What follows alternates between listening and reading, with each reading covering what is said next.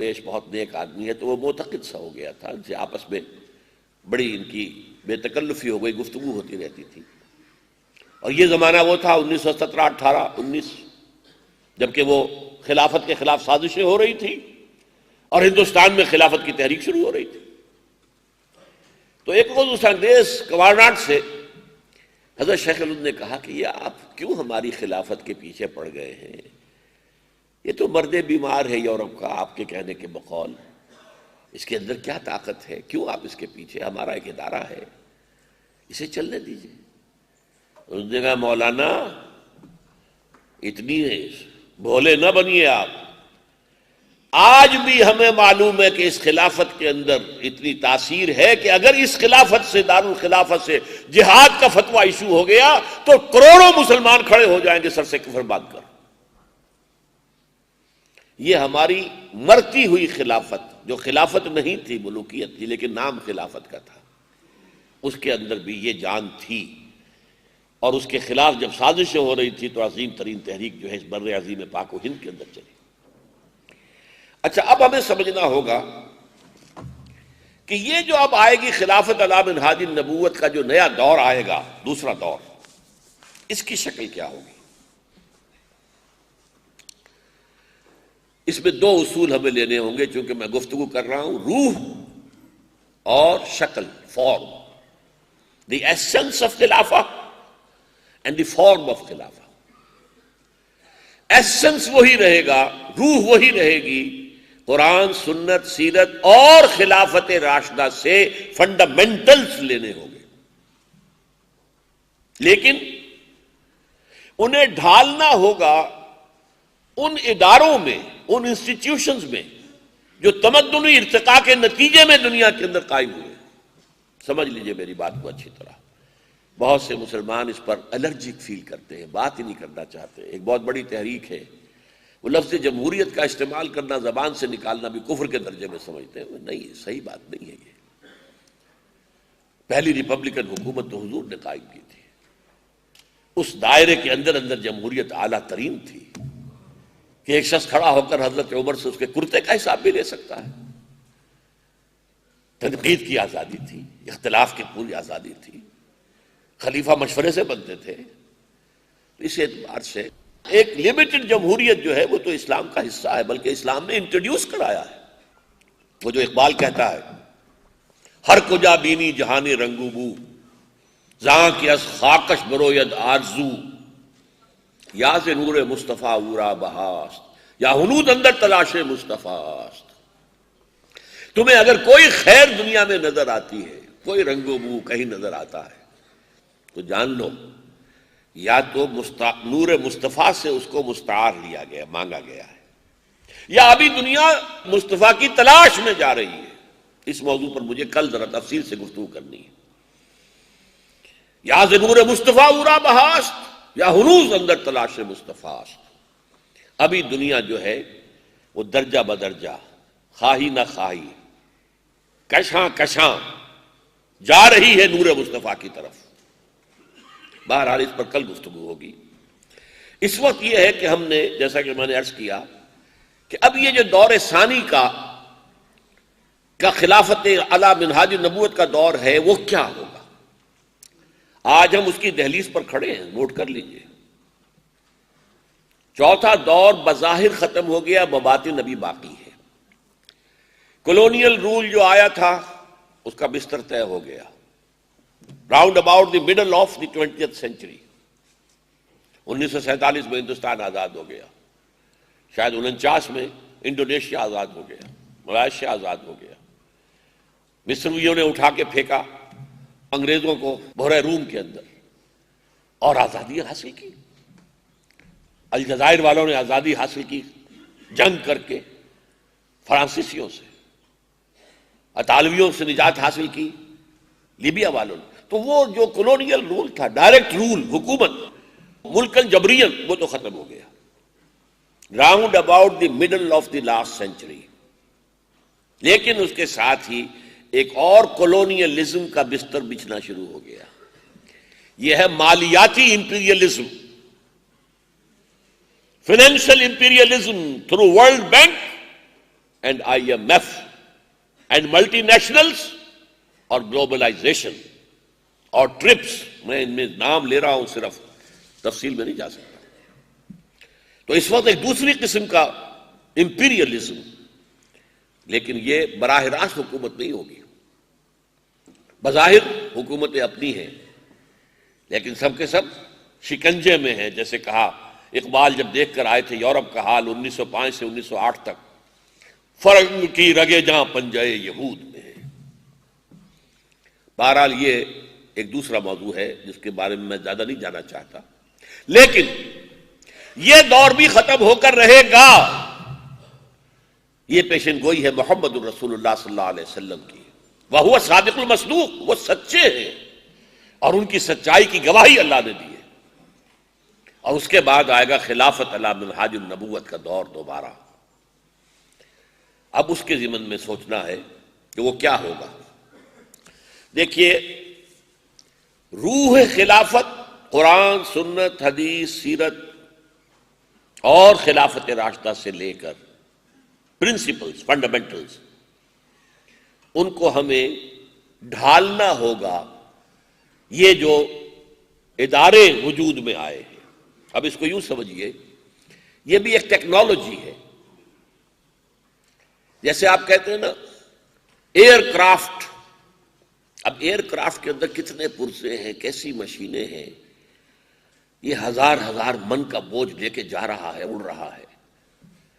یہ کچھ چھوٹی موٹی بات تو نہیں ہے۔ کتنے پرزے ہیں ہمیں تو اندازہ ہی نہیں ہو سکتا، کیسے جڑے ہوئے۔ اس سے آگے اسپیس کرافٹ، وہ جو خلا میں جا رہا ہے، او ہو۔ اسی طرح کا معاملہ اسٹیٹ کرافٹ کا۔ میں نے جان بوجھ کر یہ آپ کو aircraft, spacecraft and statecraft, it's a science, political science.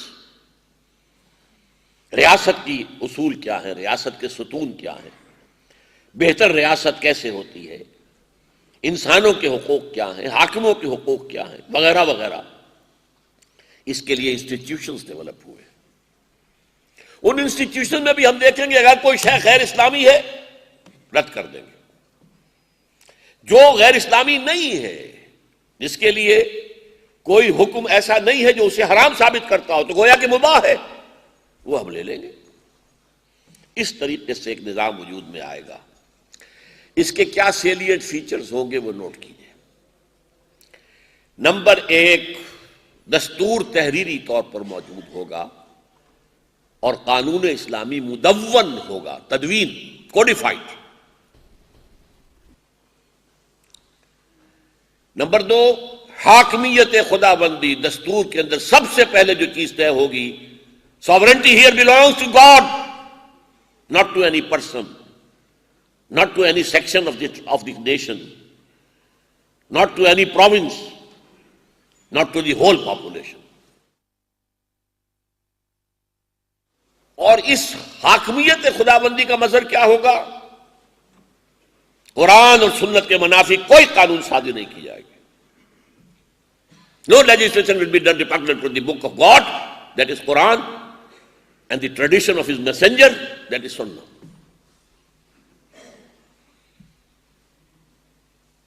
یہ 3 چیزیں بنیادی ہوئیں۔ چوتھی چیز، ریاست کے 3 ادارے جو بنائے گئے ہیں ٹھیک بنے ہیں، ایگزیکٹو، لیجسلیچر، جوڈیشری۔ ایگزیکٹو خلیفہ ہوگا، چیف ایگزیکٹو۔ قانون سازی کے لیے آپ پارلیمنٹ کہیں، مجلس ملی کہیں، شورا کہیں، جو چاہیں کہیں، ادارہ ہوگا، منتخب ادارہ ہوگا۔ اور قانون سازی سے مراد کیا ہوگی؟ اجتہاد۔ جہاں قرآن اور سنت کا کوئی حکم موجود نہیں ہے وہاں ہم قانون سازی کریں۔ اس کو جان لیجئے، اس کو کہتے ہیں مباح۔ جو شے حرام ثابت نہیں ہے وہ مباح ہے، مباح ہے، جائز ہے۔ اصول یہ نہیں ہے جو بعض لوگوں کے دماغوں کے اندر بیٹھا ہوا ہے، جس چیز کے حلال ہونے کا ثبوت کتاب و سنت سے نہ ملے وہ حرام ہے۔ نہیں نہیں نہیں، جس شے کے حرام ہونے کا ثبوت کتاب و سنت سے نہ ملے وہ جائز ہے، وہ مباح ہے۔ اس کے اندر اندر آپ کو اجتہاد کرنا ہے، جس کے بارے میں اقبال کی بات 100% صحیح ہے کہ اب یہ بذریعہ پارلیمنٹ ہوگا۔ ظاہر بات ہے کہ ایک ہے اجتہاد، ایک ہے اس کی قوت نافذہ۔ اب اجتہاد ایک وقت میں امام ابو حنیفہ بھی کر رہے تھے، امام مالک بھی کر رہے تھے، امام شافعی بھی کر رہے تھے، اور بھی کر رہے تھے، بہت سے لوگ تھے۔ کس کا اجتہاد نافذ ہوگا؟ نہ امام ابو حنیفہ میں اس کی طاقت تھی، نہ امام شافعی کے پاس وہ اتھارٹی تھی، نہ امام مالک کے پاس وہ اختیار تھا۔ یہی وجہ ہے کہ بنو عباس کی حکومت نے آفر کی تھی امام ابو حنیفہ رحمۃ اللہ علیہ کو، آپ ہمارے قاضی القضات کا عہدہ قبول کر لیں اور آپ کے جو اجتہادات ہوں گے انہی کو ہم مملکت کا قانون قرار دے دیں گے۔ امام ابو حنیفہ نے انکار کر دیا۔ اصل میں ایک تو وہ چونکہ بنو عباس کی حکومت کو جائز نہیں سمجھتے تھے، اس لیے ان کے ساتھ تعاون کو صحیح نہیں سمجھتے تھے۔ ثانیاً ان کا کہنا یہ تھا کہ بھئی میں بھی اجتہاد کر رہا ہوں، دوسرے بھی اجتہاد کر رہے ہیں، تو کس بنا پر میرا اجتہاد نافذ کر دیا جائے؟ میں تو یہ پریروگیٹو لینے کے لیے تیار نہیں۔ دلچسپی کی بات یہ ہے کہ امام صاحب نے مارے کھائیں، جیل میں گئے، جیل میں انتقال ہوا، معتوب رہے حکومت کے، اور ان کے شاگرد رشید کہہ لیجئے انہیں، قاضی ابو یوسف نے وہ عہدہ قبول کر لیا اور پھر انہی کے اجتہادات نافذ کیے خلفاء نے۔ یہی وجہ ہے کہ وہ جو فقہ حنفی کہلاتی ہے وہ اصل میں امام ابو حنیفہ کی نہیں ہے، بلکہ اس کا بیشتر حصہ جو ہے وہ قاضی ابو یوسف اور امام محمد صاحبین جو کہلاتے ہیں ان کا ہے۔ اور یہی وجہ ہے جہاں جہاں یہ خلافت کا معاملہ بنو عباس کا تھا وہاں وہاں ہر جگہ پر جو ہے وہ فقہ حنفی نافذ ہے، کہتے ہیں اسے فقہ حنفی ہے۔ تو اب کیا ہوگا؟ اب یہ کون کرے گا؟ کون نافذ کرے گا؟ اجتہاد آج بھی ایک عالم دین وہاں بیٹھے ہیں وہ اجتہاد کر رہے ہیں، ایک عالم دین وہاں ہے وہ اجتہاد کر رہے ہیں۔ چلیے عالم دین کی سند نہیں ہے لیکن کوئی شخص ہے، دانشور ہے، اس نے عربی پڑھی ہے، قرآن پڑھا ہے، حدیث پڑھی ہے، وہ بھی ایک رائے دے رہا ہے، اوپینین دے رہا ہے۔ کس کی رائے نافذ ہوگی؟ This will be the parliament, legislature, legislature کی اکثریت جسے مان لے۔ ہاں ایک حق رہے گا ہر شہری کو کہ اگر اس کے خیال میں وہ قانون کتاب و سنت کی حدود سے تجاوز کر گیا ہے، he should have a right to knock the door of higher judiciary، جائے سپریم کورٹ میں دستک دے کہ جناب یہ قانون بنا رہی ہے پارلیمنٹ، اس کے اندر فلاں شے جو ہے خلاف شریعت ہے، give me a chance to prove my point۔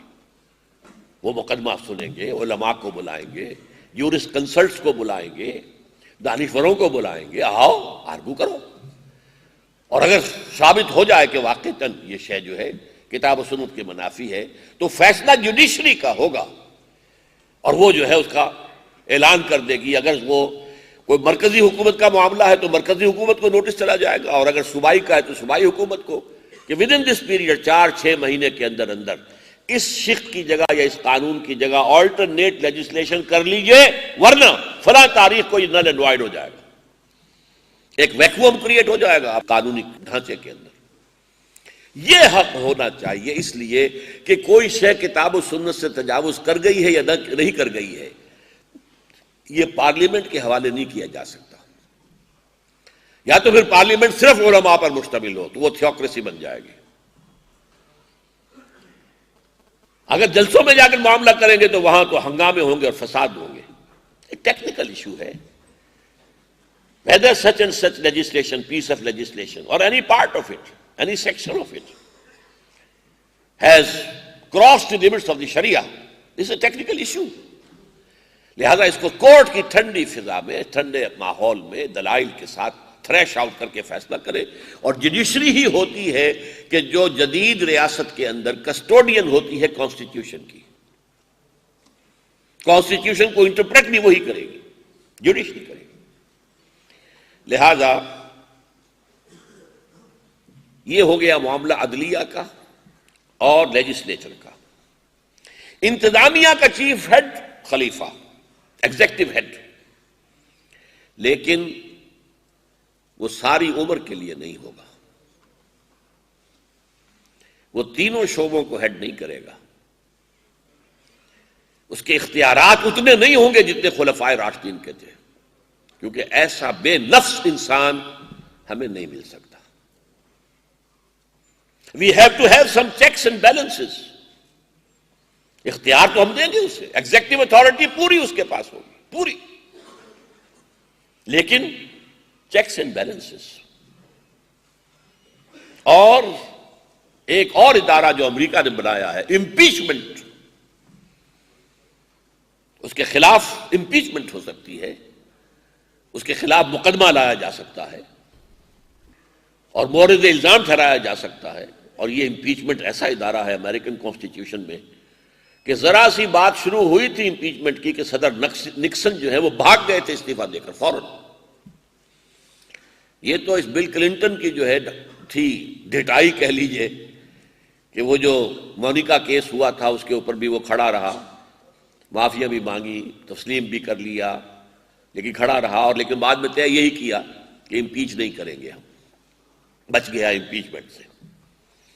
بہرحال یہ معاملہ جو ہے اس کو اب میں سم اپ کر رہا ہوں، اور وہ ایک واقعے کے حوالے سے۔ جب میں نے پہلی مرتبہ یہ تقاریر کا سلسلہ کیا تھا، یہ 92-93 کی بات ہے، خلافت کی تحریک کا آغاز، تو یہاں جو کونسلیٹ ہے امریکن، اس کے پولیٹیکل سیکریٹری مسٹر سی ای کول یا سی ایم کول، کول ضرور تھا ان کے نام کے ساتھ، وہ میرے پاس آئے، ایک اپنی کونسلیٹ کے مسلمان پاکستانی ملازم کے ساتھ لے کر آئے۔ انہوں نے مجھ سے پوچھا کہ آپ مجھے بتائیے کہ خلافت کیا ہے، آپ خلافت کی بات کر رہے ہیں، خلافت سے مراد کیا ہے؟ میں نے کہا دیکھیے میں لمبی بحث میں، فلسفیانہ بحثوں میں نہیں جانا چاہتا۔ Take your American constitution and put 4 things in it, and it will become the best caliphate of today. Number 1, put it down as clause 1. Sovereignty here belongs to God. Clause 2, no legislation will be done repugnant to the book of God and the tradition of his messenger. Number 3, the decision whether something has crossed the limits of the Sharia, injunctions of Quran and Sunnah, this will be taken, this will rest on the higher judiciary. Number 4, non-Muslims will be protected minority, not equal citizens. Put these 4 things in your constitution and it will become the best caliphate of today. آج کا بہترین خلافت کا نظام وجود میں آ جائے۔ تو یہ اس کو سمجھانے کے لیے تھا، لیکن اب میں ذرا چاہتا ہوں کہ ان چیزوں کے علاوہ بھی بعض مسائل ہیں کہ جو لوگوں کو بہت ہانٹ کرتے ہیں، ان کے ذہنوں میں ہیں، اور اسی کی وجہ سے جب جنرل ضیاء الحق صاحب نے فیڈرل شریعت کورٹ بنائی تھی تو اس کے دائرہ کار سے کچھ چیزوں کو نکال دیا تھا، اس خوف کی وجہ سے۔ وہ خوف کیا ہے، وہ مسائل کیا ہے؟ Number 1، it's up to you, یہ آپ کا فیصلہ ہے، یونٹری گورنمنٹ بنائیں یا فیڈرل اسٹیٹ بنائیں۔ قرآن نے نہ کسی کو لازم کیا نہ کسی کو حرام کیا، مباحات میں سے ہے۔ یونٹری کا مطلب کیا ہے سمجھ لیجئے کہ پورا ملک ایک ہی یونٹ ہے بس۔ بنگلہ دیش آبادی میں ہم سے زیادہ ہے، وہاں کوئی صوبے نہیں ہے، کوئی گورنر نہیں ہے، کوئی صوبائی اسمبلیاں نہیں ہے، بس مرکزی اسمبلی ہے جو ہے۔ ایران ہم سے آبادی میں شاید آدھے سے بھی کم ہے لیکن رقبے میں زیادہ ہے، وہ بھی یونٹری ہے، نو پروونسز۔ یہ ہے یونٹری نظام۔ اور اگر 1 یونٹ برقرار رہتا تو مشرقی پاکستان کے علیحدہ ہونے کے بعد یہ بھی ایک یونٹری حکومت ہوتی، صوبائی اسمبلیاں وغیرہ کچھ نہ ہوتی۔ دوسرا نظام کیا ہے؟ فیڈرل نہیں، آپ اس کے چھوٹے ٹکڑے بنائیں، انہیں پروونسز کہیں یا اسٹیٹس کہیں، ہم پروونس کہتے ہیں، انڈیا میں اسٹیٹس کہلاتی ہیں، امریکہ میں اسٹیٹس ہیں، یونائٹڈ اسٹیٹس آف امریکہ۔ تو آپ کوئی سا نظام اس میں سے چوز کریں، یہ امر و ہم میں شامل ہے، یہ باہمی مشورے سے طے کریں۔ میرے نزدیک روح عصر کا تقاضا یہ ہے